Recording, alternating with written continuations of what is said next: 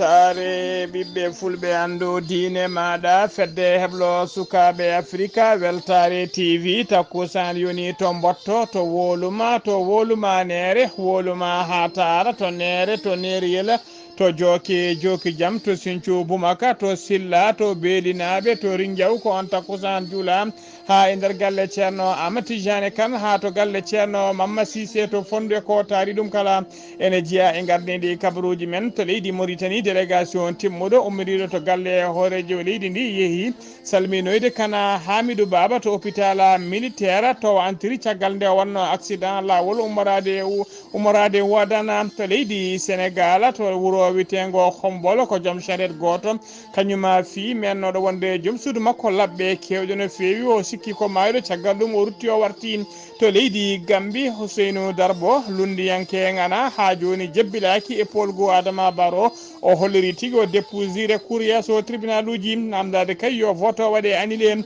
to leydi Mali Emmanuel Macron hoorejo leydi France ene tijja tigui ñande nogas nduɗo lewru ma o arto Bamako o joddo e colonel Azimi Koita ko addi kay komo ɓenna to to gawo to leydi Burkina Faso Lassina Zerbo ko hoorejo jagorɗe kesso cuɓaɗo e oɗo saaha joni kankone o suɓima gouvernement makko koɓe nogas jo sagata to leydi Afrique du Sud tribunal de haut cour de justice yamiri tigui yo Jacob Zuma mennoɗo wonde hoorejo leydi ndi yo rutto e kaso caggal nde hebno liberté sous condition habaruji men joolam jaɓeri so wakkilo rokki en ma jaa ha to leydi France ha to Angleterre bisimilla mone ketki hotodirte joni jañuɗen.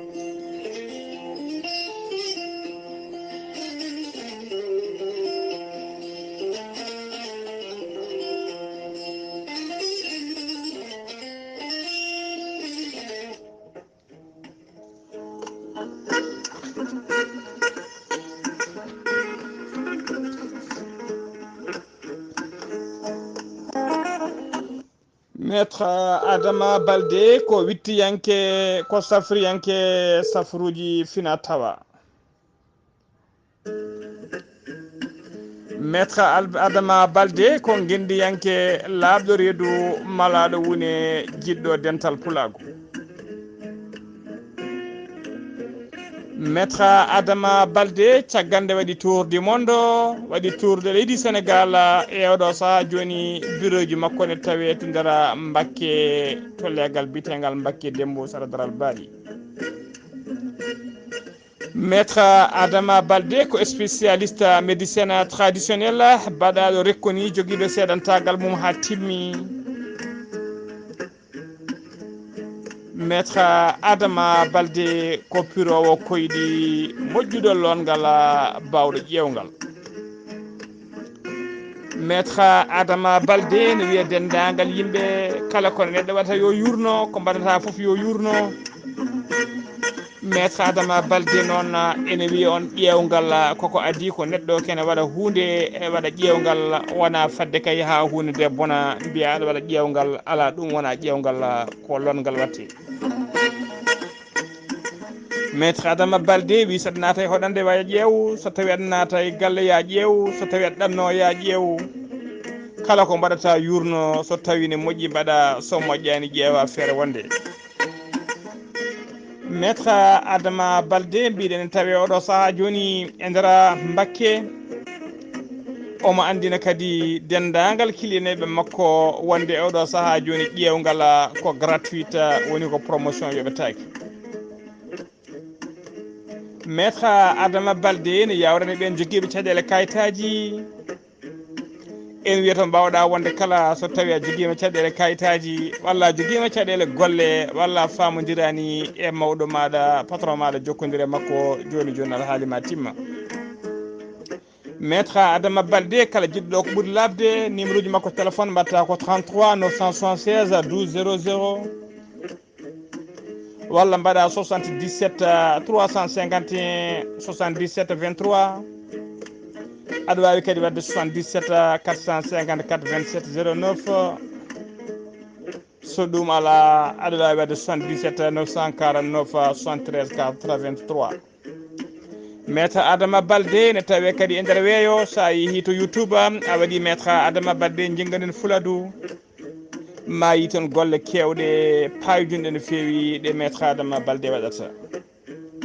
maître Adama Baldé komo Allah luɓiri hande gandal mbadden danɗo faade makko.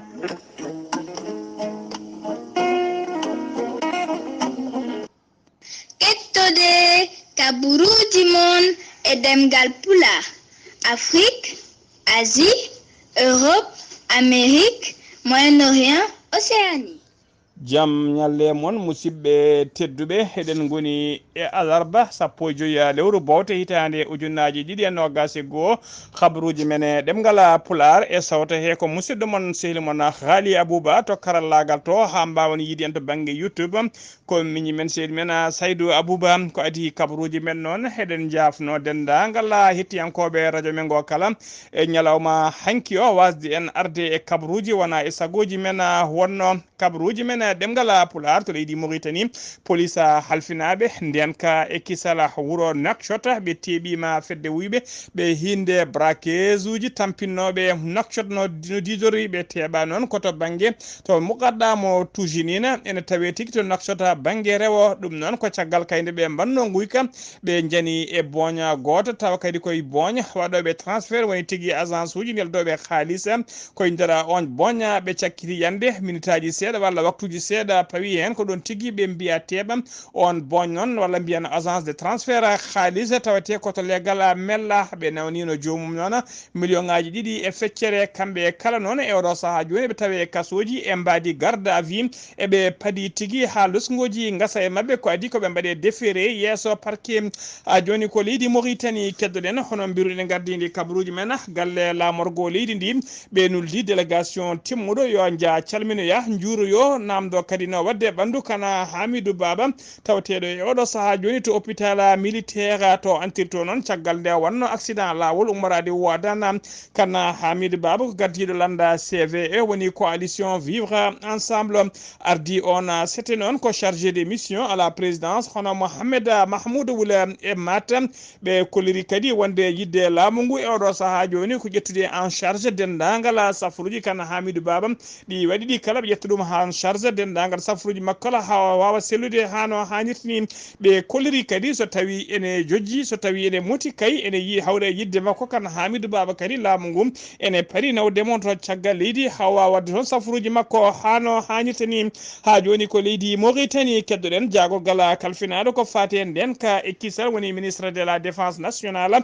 wondude e mawɗo koninkoɓe woni chef d'état major général des forces armées leydi ndi ɓe joddima e délégation timmuɗo taw ko dadiɓe jeeyaɓe fedde gs ardiɓe fedde G5 Sahel ɓe jondede noon ko talata hanki o ɓe jooɗi guna batu noon ko batu gollala kamɓe mawɓe G5 Sahel ɓe noon ardi sima mabɓe noon ko chef des biyeteɗo Amara Bikoumou e nder ene tawtora batu ngu noon hono général Ahmed Seyid Ben Aouf on ko chef du 3e bureau à l'état major général des armées mo leydi Mauritanie wondude e colonel Mohamed Salema Wul Zeyni on ko secteur on ko chef secteur ouest jonde nde noon ɓe jewti ko juuti kono ko ɓe jewti kala koko fati kay e ɓeydude tekkinde nden ka e kisala e nder falde Sahel ha joni ko leydi Mauritanie keddoɗen leydi France rokkiri ballal ngala 13 million taw ko haalisa euro faade leydi Mauritanie ngala ballal noon ko ɗiɗo hodduji région ngaji ɗiɗi tan woni hoddel Charqi e hoddel Garbi hodduji ɗiɗi ko ɗina tan kerori ngala ballal noon koye mbadi catala bitegal PIVRE woni PIVRE woni projet intégré de valorisation des ressources en eau ko koye ngambadi kay ngam yidde ɓeydude haɓa ngam yidde ɓeydude ndiyam e haɓade ɗomka e nder hodduji ɗiɗi ko ñande altine ɓennuɗo o noon sifande nde sifa tawi sifodira sifande nde ko kana Ousmane Mamadou ko jagorgal kalfinaɗo ko fati les affaires économiques et de la promotion du secteur productif o sifodiri ɗum noon koye Robert Moulier on noon ko ambassadeur joɗiniɗo leydi France e nder leydi Mauritanie tawtorama ministre nde noon ministre de l'hydraulique et de l'assainissement hono Mohamed El Hassan Wula Boukays o 13 million haalisa euro mo leydi France hollir tigui ma wallit leydi Mauritanie so weccitama e haalisa oguya e limore hesere nde ene qime ha 532 million ma ɗum noon haalis noon hollirama tigui ko ɓuuri hewde e on haalis walla hunde e ɗen haalis ma waɗire projet ji fodde temedere barrage e nder ɗiɗon hodduji ɗiɗi hoddere charti e hoddela karabi ɗin barrage uji noon mbeɗen mbawa tigui nanggude ndiyam e kala saaha yim jidde ƴellidde to banggue ndema ha to banggue gaynaka kala kabruji men ɗemgal pulaar seno wimata leydi Mauritanie koto Sénégal paaɗen Abdoulaye Diouf Sarr ko jagorgal kalfinaɗo ko fate cellalaade mo leydi Sénégal kanko e gollidiɓe makko ɓe mbaɗinoɓe kewadde kala subaka so huccidde ɓesgu leydi ndi andina ɗumen ko fate bulletin de santé leydi ndi to yarata ɓe kolliri noon e nder waktuji nogas nayyi cakkitiɗi ɗi wonde ko ujunere temedde jeegom e capanɗe jeegomo e yimɓe ɗiɗo kolkisa e nder holkiso he noon sappo e goho neɗɗo tawama e jaati ko fiɗaɓe mboroso covid sappo e jeenayyi ɓen sappo e goho neɗɗo noon hen goto ko contact suivi woni memodirnoɓe wonduɓe rafi o goto ko cas importé woni ittuɗuma caggal leydi jeenayo heddiɓe kala ko communautaire woni hay goto men anda to ƴetti oɗon rafi ɓen communautaire uji noon hen jeeɗiɗo ko nder Dakar ɗiɗo heddiɓe ko nder région ngaji ɓe kolliri kadi nder ɓe cellano jeegomo kefti cellal mumen paati galleji men ɗiɗo ne tampisanne ma mbalite to banggue fofago tawede hôpital principal mo Dakar leydi Sénégal ɓe kolliri tuggi hanki faade hande hay neɗɗo goto ala mo rafi o yooɓi leydi Sénégal ene yaaɗa e oɗo saaha joni capanɗe jeeɗiɗi e nayyi ujunere temedere e yimɓe joyo windetiɓe doggol corona hen capanɗe jeeɗiɗi e goho ujunere e temedere capanɗe jeeɗiɗo e yimɓe joyo keptino cellal men ha no hannirta ni ujunere temedde jeetati capanɗe jeetati e jeegom o neɗɗo ɗum woni bilan dendagal ko rafi o yooɓi pittali men e nder leydi Sénégal capanɗe nayo e tato neɗɗo e oɗo saaha joni ene kedde juuɗe safroɓe taw ko tinaɓe wonduɓe mboros coronavirus koto Khombol paaɗen kotona musto waɗi to Khombol to leggal bitegal Gandiol ko joom charrette goto biteɗo Maguette Samb o ɓuuri lollide noon ko Pape omo yara duuɓi capanɗe joyyi e jeegom ko kañum tigui ƴetti labɓe laaɓi o fi labɓe kewɗe no fewi ceer sere makko woni tigui mennoɗo wonde joom suudu makko biyeteɗo a faala on yara duuɓi capanɗe nayyi e ɗiɗi o fimo labɓe kewɗe noon e kala nokkuji o fimo e dande o fimo e guttuli e keeci e nokkuji kala ene holli tan wonde wonno mi anni e makko ko yoɓade fittandu on nde on yani noon o sikkitigi koko yalti aduna kanko joom charrette ɗo ko ɗon tigui o felliti kankone wartade e oɗo saaha joni noon debbo o ne tawe to hôpital fiacre Koli mo Khombol tawi noon ko kanko battiɗo goski makko ne tawe tigui e nder morgo oɗon hôpital ha joni ko leydi Sénégal keddoɗen jiyen ha to ICAD woni université Cheikh Anta Diop gila hanki noon faade joni jaam e kisal alade toon kote hakkude tigui ɗiɗon étudiant ji e ɓeɗon policier ji halfinaɓe ndenka e kisal ko garmi garaji musɗi woni toon hakkude mabɓe taw noon hollirama tigui ɗina étudiant ji ko hollide metti men kay e yidde waddude solidarité e étudiant ji nandu men tawateɓe to taw ko étudiant ji tawateɓe to étudiant ji ɓe étudiant tawateɓe lycée étudiant ji tawateɓe to université mo Bambey université mo Bambey noon ko toon étudiant ji ñamno tigui ñamridi moƴƴani e nder restaurant université o ha ɓe mbawino fadde capanɗe jeegom o keeɓino hen rafiji musɗi no fewi ha antiri e nder ɓen noon goto wasino hen fittade mum guila nden noon ko dillere mawde e mette wonande ɗiɗon étudiant ji hollirama noon subaka hande o e nder université Cheikh Anta Diop garmi gara Wuli Diaw ha laamu ngu wawi tigui nadde ha e nder galle ha e nder université o waddude kay paale e ɗiɗon étudiant ji ha joni kabaruji men ɗemgal Pulaar to leydi Sénégal ha joni alarba hande o catala bitegal l'UNESCO ɓe binditima ɓe nanni ko wiyete cebbu jeen woni maaro ɗiɗi e ɗemgal wolof ɓe nanni ɗum e patrimoine culturel immatériel de l'humanité ɓe nanni ɗum tigui e nder l'UNESCO nanni ɗum tigui ɓe koliri noon ko guila hitande ujunnaji ɗiɗi e nogas ko guila nden dossier o yetti juuɗe mabɓe gam kay ko ɗaɓɓade jagorgal kalfinaɗo ko fati culture mo leydi Sénégal kañum tigui wanno nden ɗaɓɓade guila hitande ujunnaji ɗiɗi e nogas hollirama noon e oɗo saaha joni ɓe jaɓanama ɗum naati ɗum hollirama noon maaro cebbu jeen noon hollirama tigui lesli mum koto Saint-Louis e hoore mum noon oɗo saaha kala ene tawe tigui e patrimoine matériel mo l'UNESCO enenne eɗen mbiya tan bandiraɓe ene mbattata hakkillaji no fewi e ñameteri men e ɗemgal men beele kay ñiiri buna e lacciri e haako ene wawa nannede patrimoine mo l'UNESCO ha joni kabaruji men ɗemgal Pulaar to leydi Sénégal hollirama tigi oɗo saaha joni caggu locol mburu ɓeydima e nder leydi he tengti nder Dakar lamorgo leydi Sénégal locol mburu jarannogol 150 francs woni capantati e oɗo saaha joni wattama 175 francs ɓe ɓeydi hen buuɗi joyyi taw ko franc CFA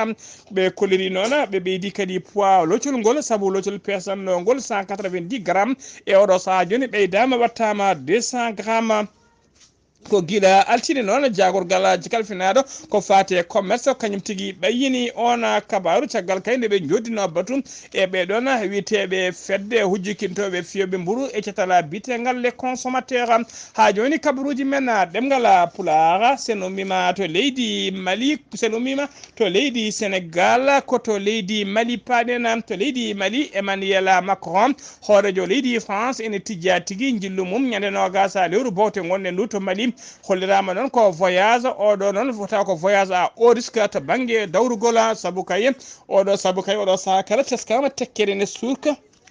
hakkunde laamuji hakkunde leydi hakkunde Bamako e Paris ɗoɗo saaha kala tekkene surka hakkunde mabɓe oɗo saaha kala laamuji ɗi ne mbijodira ndiyam ne beddodira ɓooɗe kala saaha ɗum noon hollirama tigui hono oɗo jiiɗo hono oɗo voyage kadi Emmanuel Macron togui kay ko are laamu en 2017 faade joni hollirama hono oɗo voyage meeɗa wadde saabu ko ɓuuri teskede kay e kala saaha nde o sohli hooreɓe leyɗele Afrique walla goto e hooreɓe leydi Afrique o heewi tigui ko wadde mumnula o convoque ɗum yo ara to Paris wona kay kanko heewi tawtori ɗum hollirama noon jeeya kadi ko ɓeyduto nawdemo to leydi Mali noon ko yidde kay yaade waade hittude feccude hirade taw ko ñande jamma Noel nde e koninkoɓe leydi France ɓe hinde barkan tawateɓe nder leydi Mali ko adi ɗum noon waɗata askal makko koto Bamako o joddo e colonel Azimi Koita siftunde on noon kene wona jonte ɗiɗi joni kanko Emmanuel Macron ƴettino hoorejo leydi France o ƴettino téléphone makko o noddi colonel Azimi Koita laabi kewɗi ne sali ƴettude noddago makko ha joni kabaruji men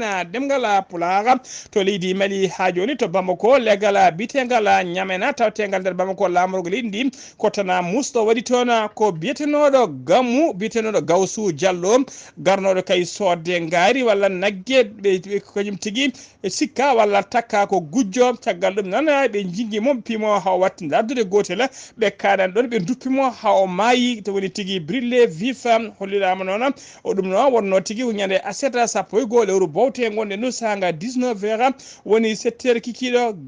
Gawsu Diallo noon hollirama tigui ko buuse yimɓe hewɓe noon kolliri wonde kay ko neɗɗo gandaɗo e daral he saabu ko buuse kala saaha mo heewi arde sodde ɗon nayyi hollirama kadi ko goto e tawa ko gorko goto mo resti joom cuccere sere muɗum ko kañum tigui waɗi ɗeɗo gueɗe tuma wullidemo ko gujjo ha wawi waɗede gueɗe baɗi ni e oɗo saaha joni noon police nana udditi hen losgoji muɗum ha joni kabaruji men ɗemgal pulara sen ummima to leydi ha joni kabaruji men ɗemgal pular koto leydi Mali ha joni to leydi Mali noon le Haut Conseil pour l'unité de l'Azawad woni ko wiyete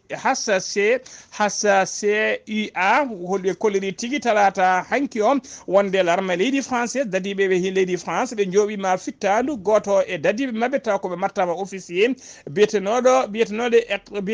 Ikhlas Aga Babaye noon ɓe kolliri tigui ko laaɗe diwoje ɗe leydi France ɓe hinde barkan kañumen jooɓi fittadu makko ñande aseta sappo e goho bawte hitande ujunnaje ɗiɗi e nogas e goho gonɗe no e nder région mo Kidal armée leydi France noon ɓe jeddani wonde ɓe mbaɗi toon bombardement kono on bombardement ɓe kollir tigui ɓe toɓɓi ko goto e mawɓe cetal fedde seɓɓitiɓe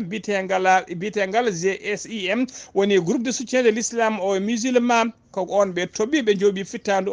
on noon ɓe kolliri hollirama tigui wonduno ko yiya oɗon taw ko mawɗo mabɓe kamɓe ko officier jeeyaɗo officier mo cotala bitegal le Haut Conseil de l'unité pour l'Azawad hono biyetenoɗo Ikhlas Aga Babaye ɓe kolliri noon hen mette mabɓe mawɗi no fewi ha joni kabaruji men ɗemgal pular to leydi Mali grève hujjikintoɓe jangguinoɓe école aji falde ñoono e wondude association des écoles privées de leydi Mali taw ko sengo Tumbuktu ɓe nantiɗi ɓe puɗɗinoma tikkere hofgo juuɗe mabɓe ngo 48 woni balɗe ɗiɗi ɗum noon goggel ñande altine 13 lewru bote gonɗen ndu to banggue ñoroto jikkintoɓe ɓe namdino ko yo directeur centre d'animation pédagogique o yo itte ha laaɓa e golle mum so tawi noon koto Tumbuktu ɓen noon so tawi koto Tumbuktu tawi noon koto ñoroto noon école aji laamu wonta ko école aji laamu tan kañumen jaano nde ɗon tikkere hofgo juuɗe so tawi noon koto Tumbuktu grève o ko école aji privé secondaire technique professionnel kala kañumen jaano grève o on toon noon ɓe namdi e oɗo saaha joni ko tigui ɓe namdi ko laamu ngu waɗinoɓe ko wiyete subventionné yoɓe jooɓe subvention ha laamu ngu rokki yamirnoɗi kala yoɓe jooɓe ndera 72 heures e nder 72 heures kay so tawi kay hujjaji mabɓe joltaki koɓe waɗoɓe ko wiyete arrêt de travail ɓe dartina golle illimité tawa ala to haaɗi kabaruji men ɗemgal pulara ha joni koto leydi Mali keddoɗen dadiɓe leydi France wonnoɓe e nder base mo Tumbuktu kene wona joni duuɓi 9 hollirama tigui ɓe mbi bay Tumbuktu ɓe ummima tigui ha laaɓi e nder oɗon camp noon ɓe dokkiti ɗum e oɗo saaha joni ɓe dokkiti ɗum koninkoɓe ɓe leydi Mali araray leydi France ɓeɗotono ittama ha laaɓi ɓe cowi ɗum ɓe batti e sakkosoje mabɓe e oɗo saaha joni ɓe lomtini ɗon ko araray mo leydi Mali ko adi Tumbuktu noon hollirama ko base mo Kidal e base mo Tessalit ko toon ɓe yiɗino itte ummade ha laaɓi ɓe ɗalti ɗum e oɗo saaha joni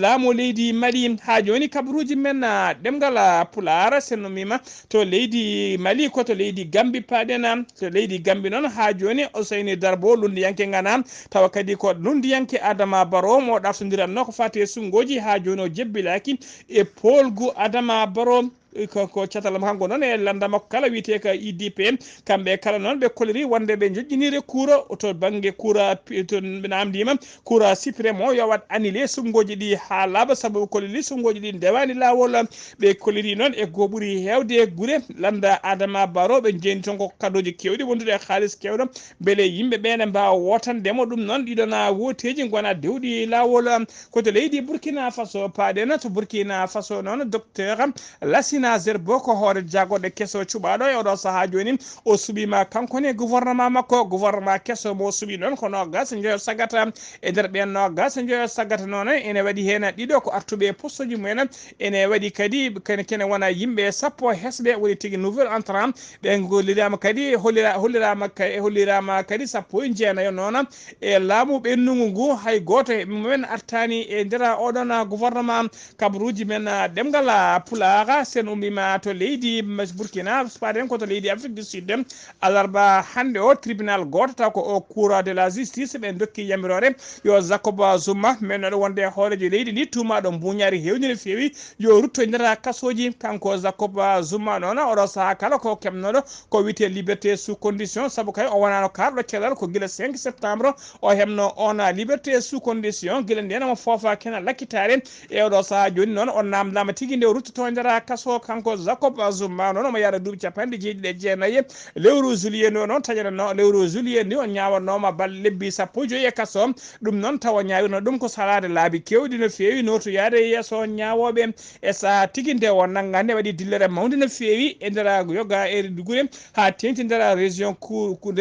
KwaZulu Natal ha to Johannesburg kala e gan sanga waɗino fodde temedde tato e capanɗe joyo neɗɗo wasɓe hen pittali men habaruji men joolam jabberi koto leydi France paɗen dendagal personnel des métiers de la justice woni dilloɓe to banggue fanno justice guilay magistrat ji ha e avocat ji ha e greffier ji kala kamɓe ka e personnel maɓe kala koɓe jippima e booli e nder leydi France ha tengti noon to Paris ɗum noon ko gueñe 15 hande o hollide mette mabɓe kay e namdade yoɓe ɓeydene ko fati e moyen ngaji mabɓe ɓeydi addude nde ɗon dillere noon ko guila kay magistrat goto suka tokoso mo duuɓi nogas jeenayyi guila wartino ɗum wonno ko 23 août 2021 tawi kadi ko mette condition de travail saabino hawo warti to Paris noon temedde yimɓe taw ko magistrat ji e greffier ji e avocat ji mbaɗi tigui moɓodiral mumen yeeso ministère de l'équipement namdade kayde hujjaji men joltete e nde haqqeji men ɓeydete ha timma koto leydi Angleterre paɗen alarba hande o